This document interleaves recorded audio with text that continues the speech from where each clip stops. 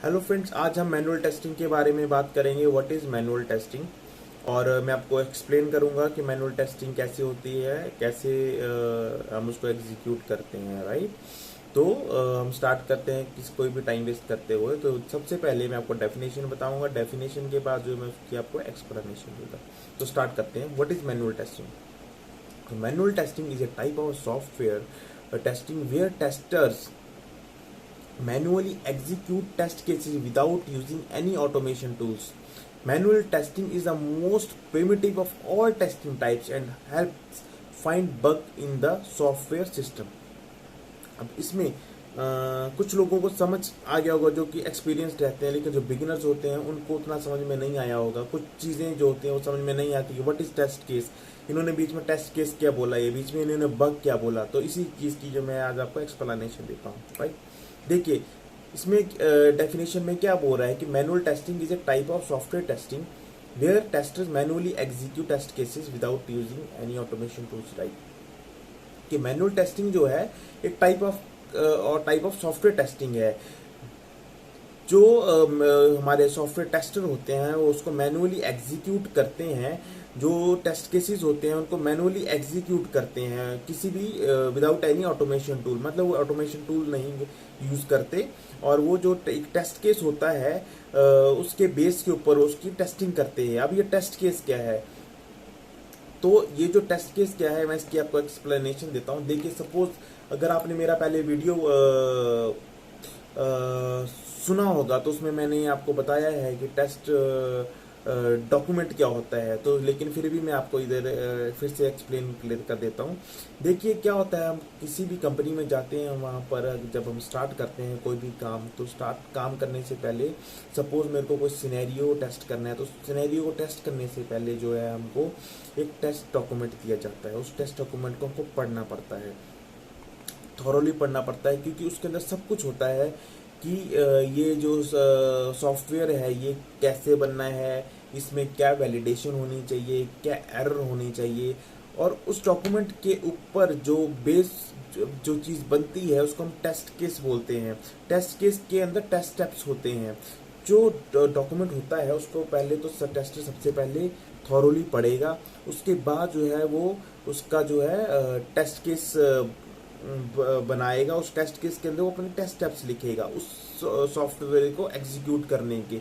वो इस तरह से लिखे कोई भी सॉफ्टवेयर टेस्टर होगा उसको एग्जीक्यूट करेगा, या कोई भी उसको टेस्ट स्टेप्स को पढ़ेगा तो उसको इजीली समझ में आ जाए, ठीक है। फॉर एग्जांपल हमारे पास कोई लॉगिन पेज है, ठीक है।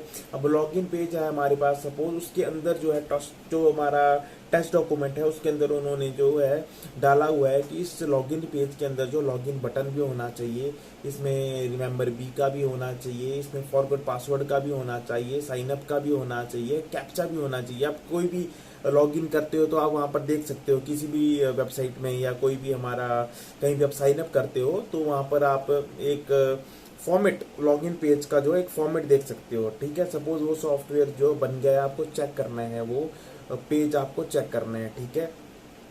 तो जो सपोज कि आप एक टेस्टर हो, आप क्या करोगे, टेस्ट केस सबसे पहले तो डॉक्यूमेंट पढ़ोगे, ठीक है। डॉक्यूमेंट पढ़ने के बाद जो है आप टेस्ट केस देखोगे, ठीक है, कि टेस्ट केस क्या है। सपोज किसी ने टेस्ट केस लिखा है, अब डॉक्यूमेंट तो आपने देख लिया कि डॉक्यूमेंट के अंदर जो है कि वो इन्फॉर्मेशन होनी चाहिए, पासवर्ड का होना चाहिए, लॉगिन बटन होना चाहिए, फॉरगॉट पासवर्ड होना चाहिए, साइन अप होना चाहिए, ईमेल होना चाहिए, फोन नंबर, यूजर नेम होना चाहिए, ये कैसे वर्क करते हैं वो भी होना चाहिए, ठीक है। वो सब कुछ डॉक्यूमेंट के अंदर है। और सॉफ्टवेयर टेस्टर ने जो है वो टेस्ट केस लिख दिए। उसने टेस्ट केस किस तरह से लिखे हैं, देखिए।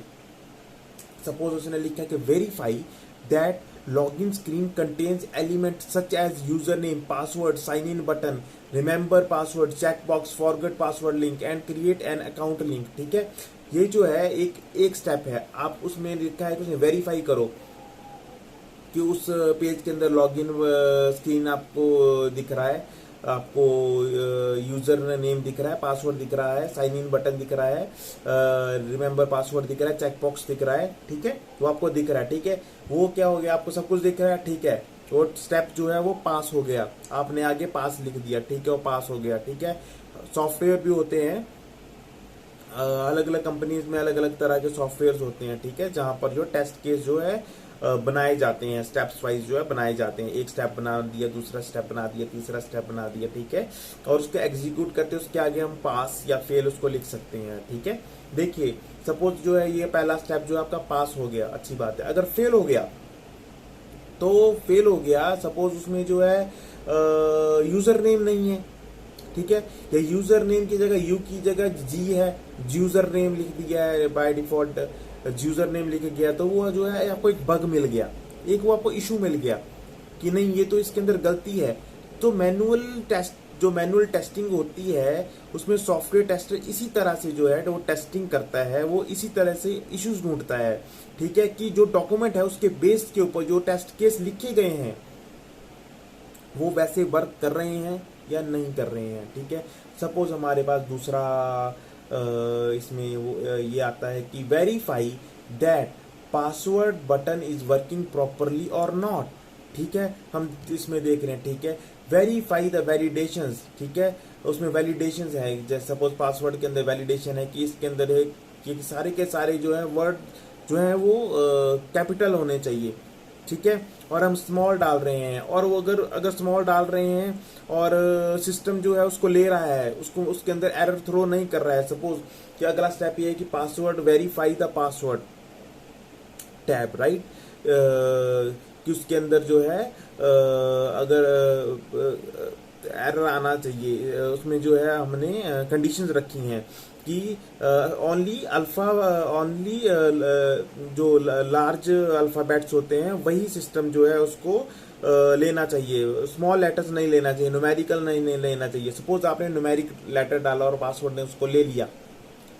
तो वो एक बग है, वो एक इशू है, ठीक है, जिसको आप फाइल करोगे।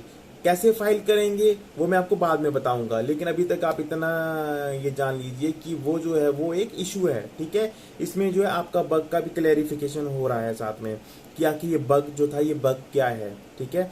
मतलब जो भी इशू निकलता है, जो भी टेस्टिंग के थ्रू आपको कोई इशू निकलता है तो उसको हम बग कहते हैं और एरर भी कह सकते हैं, ठीक है। तो यही है कि जो सपोज हमारे पास जो है अगला टेस्ट ऐप आता है उसमें कि verify that user is not able to log in with invalid user name, ठीक है। अब उसमें क्या है, आपको invalid user name, suppose user name के अंदर कंडीशंस डाली हुई हैं कि इसके अंदर जो है सिर्फ 5 कैरेक्टर तक ही आना चाहिए यूजर नेम, इसके ऊपर नहीं आना चाहिए, ठीक है। अब हम टेस्टिंग कर रहे हैं, ठीक है, मैंने एंटर कर दिया 6 कैरेक्टर्स, मैंने उसके अंदर एंटर कर दिए। अब सिस्टम ने जो है वो 6 कैरेक्टर्स ले लिए, नहीं लेने चाहिए, क्यों? क्योंकि टेस्ट केस के टेस्ट ऐप में लिखा है कि सिर्फ 5 कैरेक्टर ही उसको लेने हैं, तो वो 6 नहीं ले सकता है, तो वो एक इशू है, वो आपने एक बग ढूंढा है, ठीक है। तो इसी तरह से इसी को कहते हैं कि जब भी, इसी को मैनुअल टेस्टिंग कहते हैं, किसी भी सॉफ्टवेयर को टेस्ट करते हैं manually with the help of test case, ठीक है, और हम उसमें जो है बग ढूंढते हैं और टेस्टिंग करते के टाइम, उसको ही हम मैनुअल टेस्टिंग कहते हैं। होप आपको ये वीडियो अच्छा लगा होगा। अगली वीडियो में आपको मैं बताऊंगा कि जो मैनुअल टेस्टिंग होती है उसके कितने टाइप्स होते हैं, हम उसको कैसे एग्जीक्यूट करते हैं। अभी तक के लिए अलविदा, अपना ख्याल रखना, और अगर आपको कुछ समझ में नहीं आता है और आपकी कुछ क्वेरी वगैरह है, कमेंट में आप मेरे को वो क्वेरीज लिख सकते हैं। मैं आपको जब भी मुझे टाइम मिलता है, और मैं कोशिश करूंगा कि जल्दी से जल्दी आपको उन क्वेश्चंस के मैं आपको आंसर दे सकूं, ठीक है। Thank you very much.